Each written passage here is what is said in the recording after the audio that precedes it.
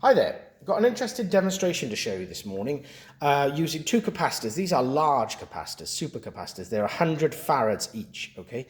And at the moment they are being charged by 1.5 volt cells, okay? And they're roughly the same voltage at this stage. Then they're going to be discharged though across separate kind of configurations. We've got two fans or resistors here in series.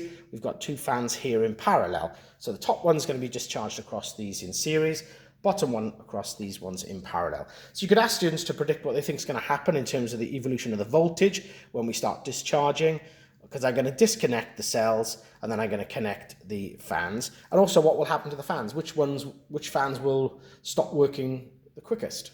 So lots of predictions can be made here with maybe some surprising results. So let me just disconnect the cells so you could see that they're roughly the same voltage.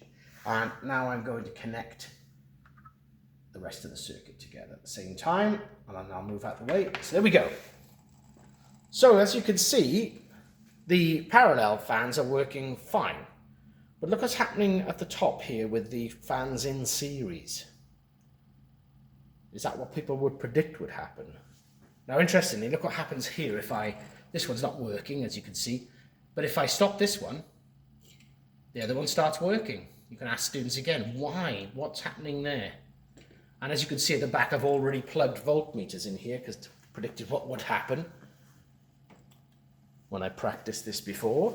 And you can see there's 0.2 volts across the one that isn't working, but a larger share of the voltage across the one that's operational there. Almost a full volt, almost, okay?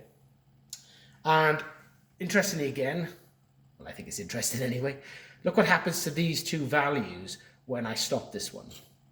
All of a sudden then a much larger voltage across the fan on the left, and there was much smaller voltage on the fan on the right. And then if you let that go, this one is obviously the fan that is going to work best in this circuit.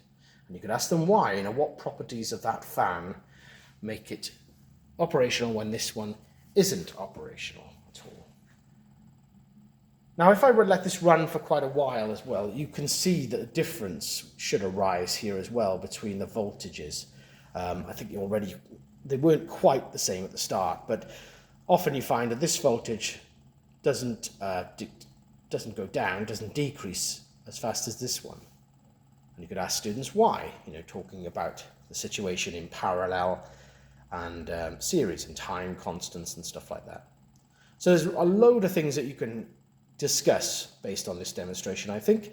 And whilst it looks like a bit of a mess of wires here, it is just a charging part here that is discharging across two sets of fans, the fans in series and the fans in parallel. I hope you like that demonstration.